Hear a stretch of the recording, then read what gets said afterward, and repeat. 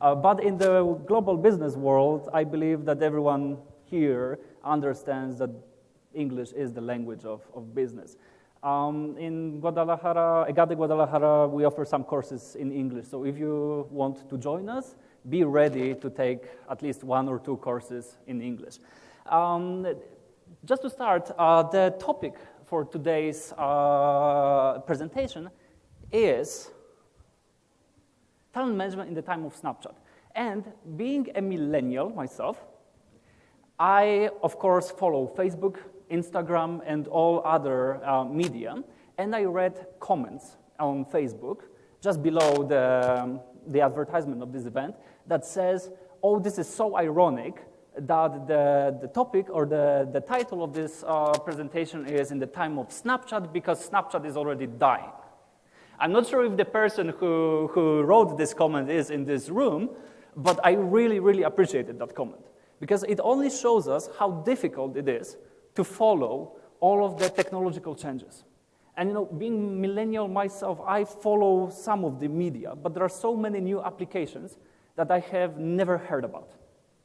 And probably I will never heard about. And you know, before I learn how to use these applications, they will be already, as the person put it, démodé, or they will be passé, or they will just disappear. And you know, keeping your finger on these technological changes is very important in the times of managing millennials. But there is also something else that needs to be understood. I'm sure that everyone in this room has already read tons of articles about millennials and what kind of mess they create in organizations. I'm sure that if you follow the debate, you read articles that say something along these lines. Millennials, they don't fit our organizations. They have all of these crazy demands. They don't want to work hard as we have worked. They want more money. They want all this cool stuff. They want to work from home. And they don't like hierarchy, right? So they just don't fit. And then you read other articles that are written from the millennials' point of view, and you read that we don't like current organizations. They don't offer products that satisfy our needs. They are not structured to appreciate our talent, and we just cannot work there. So the question is, who's right? And the normal answer is, oh, the truth is somewhere in the middle. Well, that's not the correct answer. The correct answer is that both sides are right. And understanding these cross-generational differences is extremely important to successfully manage talent in global and also in local organizations too. And you know, just to clarify something before we start, cross-generational differences has always been there. So it's not like millennials are the first generation who's creating problems. There was also a tension between baby boomers and Generation X, or probably before that, before the GI generation or the veterans generation and the baby boomers. So these differences has always been there. But because of some social and technological changes these days, these differences are being multiplied. So we want, through this conversation, we want to talk about these differences and how to manage millennials. I will present the more theoretical side of managing millennials, and Carlos is going to talk a little bit more about the practical side. So without further ado, me, myself, and my work, studying millennials and their careers. What I'm going to talk about first is I'm academic, so I like to lay the playing field before any discussion. So we will talk a little bit about the definitions. So who are millennials? To understand who are we talking about? How are they different from other generations? What do they really want? And how can we attract them and keep them with us? Because attracting millennials, it's not easy, but you can always attract someone to come to work for you. The problem is how to keep them working with you, right? So understanding the needs of millennials is critical for both attracting and keeping them in your organizations. Disclaimer, this talk is based on academic studies, all that, and industry reports by Deloitte, Ernst & Young, and PwC. If you want to read more, please follow these citations. Just a warning, these are academic papers, right? So it's not really that easy to follow. And also, I'm basing this conversation, this talk, on my own research. I've been working with Professor Yan Shen from University of Victoria, and she's a clear Generation X. We have 2 millennials on the team, and we also have a professor who I believe that he doesn't want me to share what generation he belongs to. We've been doing research on millennials and their career orientations and how they manage their careers in different cultures. We've been looking at Canada and the United States, we've been looking at China and India, and we've been looking at Poland. As a disclaimer, what I'm going to talk about is by far not complete analysis of millennials. It's based on our findings.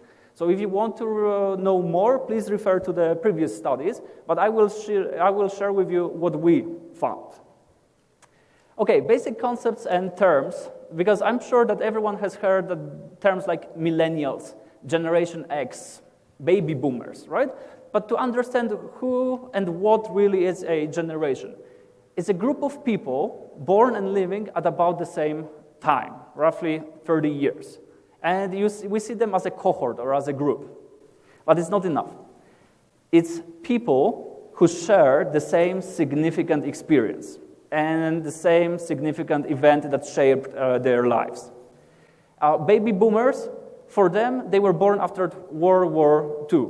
Their teenage years and their lives have been shaped. They were shaped by, let's say, the Korean War, then the Vietnam War. These experiences. Generation X, born in mid-60s and mid-80s. Millennials, born after 1982. That's the definition that we use and is accepted in the literature.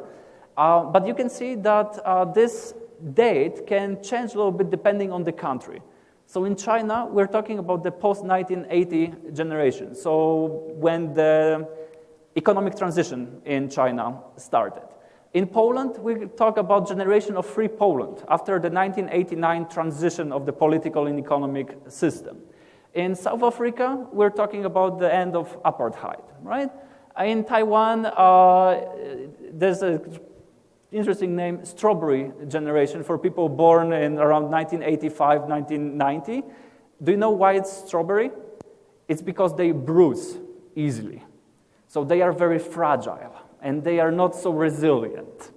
And it also, the name shows you some tension that there is between generations. And in my preparation for this talk 2 days ago, I talked to my students. I had six students in my international management class. 5 of them are clear millennials. And I asked them, so, are you millennials or Generation X, or how would you position yourself? And you know what? None of them said that they were millennials. It shows you that there is some sort of a social stigma behind being a millennial.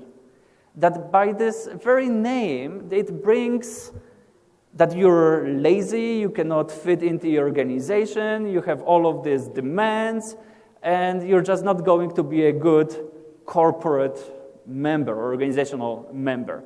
But, it doesn't mean being a millennial, it brings all of the good stuff and the bad stuff. But there is a social stigma put by other generations. So let's just try to tackle some of these misconceptions about millennials. Okay, let's think a little bit about the factors shaping millennials. And there's a reason why we titled this talk, Managing in the Time of Snapchat, Technology. I believe that we all agree that millennials are really fluent in technology. They understand all of these new applications and new technologies. But what kind of effect it has on your behavior? And we looked at the answers that our participants in our research, they provided. Its impact on young brains. I believe that everyone in this room has a smartphone, right? It means that we are always in touch. And the benefit of Facebook and Snapchat, Instagram, is that we can follow our friends and peers. You know, people that you met on your visit to Greece 5 years ago and you spent 2 weeks with them, now you can be in touch with them forever. It sounds pretty awesome. Now, if I ask you to open your Instagram account, and I did that exercise with my students on Monday, I opened my Instagram account and I started scrolling down. And you know, my friend is on vacation in Indonesia. Another friend is receiving an award in Berlin. Another friend just bought a new motorcycle. Another friend is posting photos from his wedding. Another friend, a female friend, she is showing how great her body looks and how slim she is and how perfect she is. It's great because you can follow them. But that also creates a very powerful social pressure. Because right now, when you open your Instagram account and you see that your friend is being promoted, or your friend is receiving another award, or your friend is living in London, Paris, Berlin, you get jealous. And you know what? That factor shapes your behavior. And it's actually, and there's an interesting study on its impact of technology on your brain. I'm pretty sure that everyone here who has ever posted anything on Instagram was following how many likes you're getting. And every this sound, ding, you're checking that person, Jose Ernesto something, likes your post. You know that this releases dopamine in your brain. It's addictive. It's like drinking alcohol or doing cocaine. You get a shot of dopamine. It's a pleasure, right? And you want to do that. So that's one addiction to your smartphone. But also your smartphone is creating depression or social pressure, right? That your life is so not perfect and you need to do something about it. And also another factor that we've noticed, that there is an economic or social factor. I'm not sure, I'm not an expert in Mexican economic history and the economy of Mexico. I just came last year.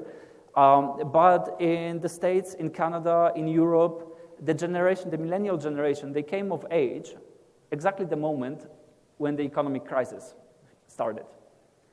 And finding a job right after you graduated from university, that was difficult. And now, I like to call it the myth of higher education. I'm not sure if this works exactly the same way in Mexico, but in Europe, we've been promised by our parents, Generation X or even before, that if you go to school, you get a degree from Tecnológico de Monterrey, you will get an excellent position. Now, you graduate, and there are no positions for you. How does that make you feel? That all shapes how you're going to behave in the organization. All of these factors shape your behavior. Okay, just quickly about what do millennials want. If you read the newspapers or business magazines, you read that millennials want more money and more authority. I'm pretty sure that everyone is familiar with the stereotype that a millennial wants to join the organization in September, and by January, he already wants to be the general manager. Right? Of course, they also want to work less, preferably at the beach in Bahamas or something, or to work from home. And they also want organic food in the cafeteria and free Red Bull. And I'm not sure if Raul is listening, but free Red Bull would be really good. Like, if you're taking notes, please do. And video games in the chill-out rooms. That's like the picture that media has about the millennials. So we looked at what they really want in their careers. And you know what? All of this is a myth. Nobody has ever said that we want to make tons of money and I want to be a general manager right away. So what do they really want? And maybe it will come to you as a surprise, but what they really want is relationship. They want to develop human relationships. If you think about if you have this picture of a millennial, he or she is always with his or her smartphone and talking to their friends or playing video games. But what they lack is the human touch. And par excellence, human touch. Like, they need a relationship with a real person. And that's what they really want in their organization.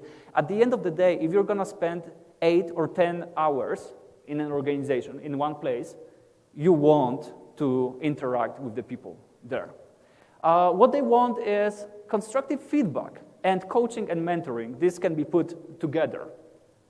I'm sure that you've heard that millennials, they just don't want to follow any structure, any hierarchy. Yeah, because they don't want the hierarchy. But it doesn't mean that they don't appreciate the Generation X or the baby boomers, and that they say that they are old and they don't know how the world looks and works these days. They do, and they appreciate that. But what they do want is they want to learn from them. They want someone to share their experience, and they want to have a mentor. But it's not about having a mentor assigned, and it's not about having development goals and an appraisal meeting twice a year. And have you met the expectations, and are you developing as a member of our organization? It's not about that. It's about having a person with an office next door that you can always knock on their door and ask, Jose, can you please help me? I'm having this issue with this and that. And that person is not going to say, well, we will have a team meeting in 2 weeks and we will talk about it. That person is supposed to say, yes, Mike, come on in, let's chat about it and let's make it clear. Let's make sure that you know what we are doing here. Also, they want to find their niche within an organization. And just to clarify, did I just... Is it me or no? Okay, so just to clarify the niche is not a basement suite or a basement office. A niche is they want to be known to, they want ownership of a project, they want some ownership of a product. They might be responsible for a tiny thing, but they want to be responsible for something. They are fed up with being told that, well, you're too young and you cannot really do that. They want to be given even a small, tiny thing, but be responsible for that thing. And finally, what do they want is they want to coach and share their experience. So they don't like to be always told what to do and how they should do that, but they also want to share how they feel about the process. And that someone's going to listen to them. That's the mentoring and coaching part.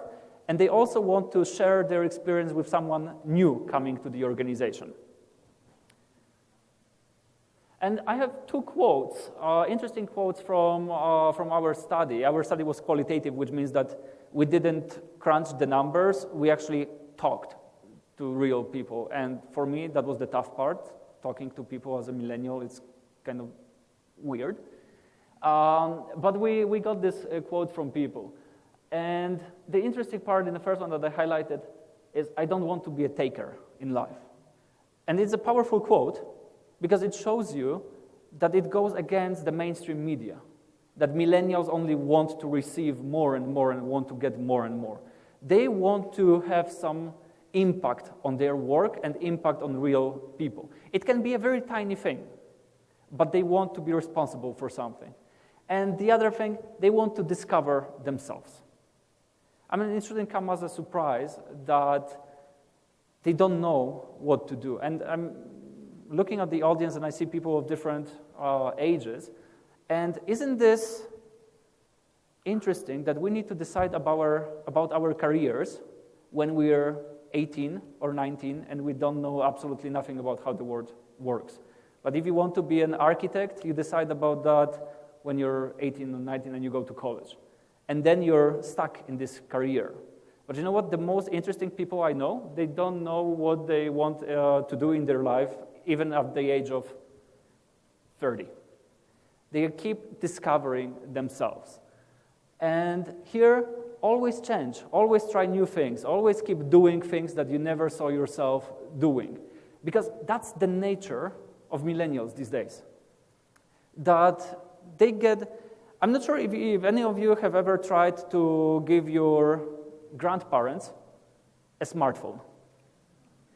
You give them a smartphone, and it takes them 3 months to learn how to text and how to send emails and how to call. You give a smartphone to you, some of you probably have kids, like 3, 4-year-old kids, 5-year-old kids, you give them your smartphone, and within 15 minutes, they already know more about the smartphone than you do. That only shows you that the new generation, because they are surrounded, they are embedded in the technology, they always know to learn something new. So it shouldn't come as a surprise that when they are in an organizational setting, they like to do exactly the same thing. They want to learn because they've been always learning new things. And they want to translate that childhood experience in their professional lives too. Okay, now 2 very important questions. How to attract millennials and how to keep them within the organization. And what we've seen in our research is the 3 factors that attract millennials. Reputation.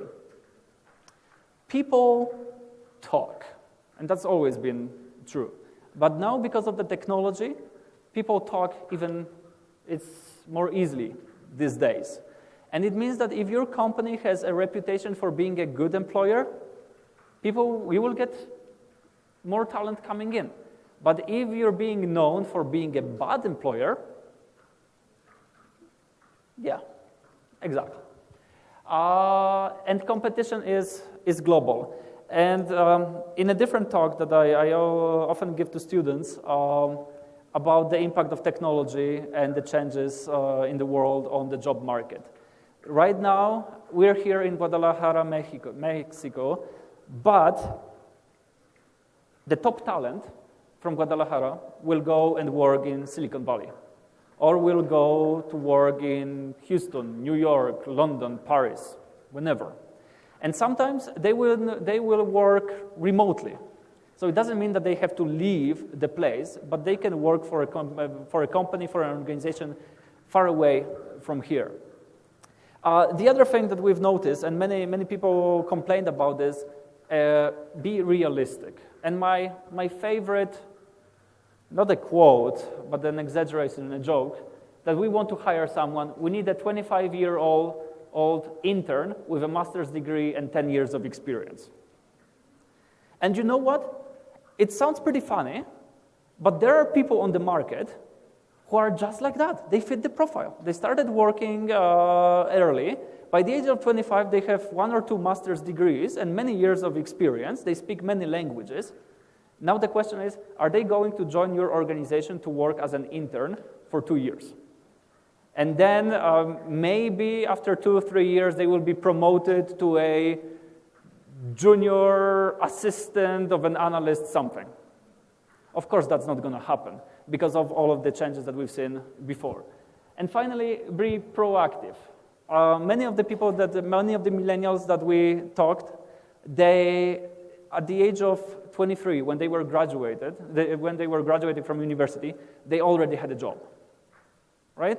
So it's about going the step further, as one step ahead, and hire the top talent before. And then the question, how to keep millennials? When we already attracted them, and they are with us, what do we do to make them stay with us? And all of these things that I mentioned before about they want a positive organizational culture, coaching and mentoring, these are all important, but how to make it work within an organization? Good news, it's not going to cost a lot of money, because contrary to popular belief, millennials, they don't really want more money and all of the benefits. Bad news, it will cost a lot of time and energy, and the worst part, and this is always the most difficult thing to do in organizations, is changing the mindset. Understanding that millennials are not this weird group of people with weird demands, but they are a valuable talent pool that we need to use, and we need to make sure that they fit within our organization. The job itself, so the things that you do at work, millennials want something that is challenging and dynamic. So they need to embrace the change that has been always around them. They also want the change to be part of their professional career. And impactful and meaningful. You will be surprised how many millennials, even though they are really emotionally and physically attached to their smartphones, they really want to see how people are impacted by their work. So they don't want to be, a tiny piece in the great machine behind a final product. They want to see how the final product, what kind of impact it has on the customer.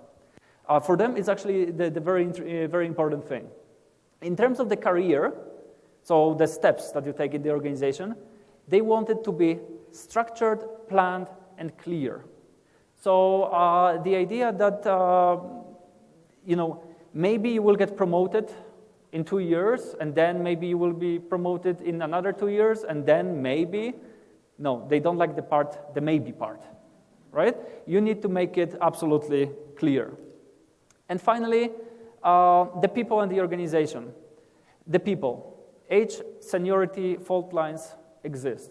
And I'm sure that you've seen it in your life, that there is a 60-year-old manager or a director who pretends to be 35 again. No.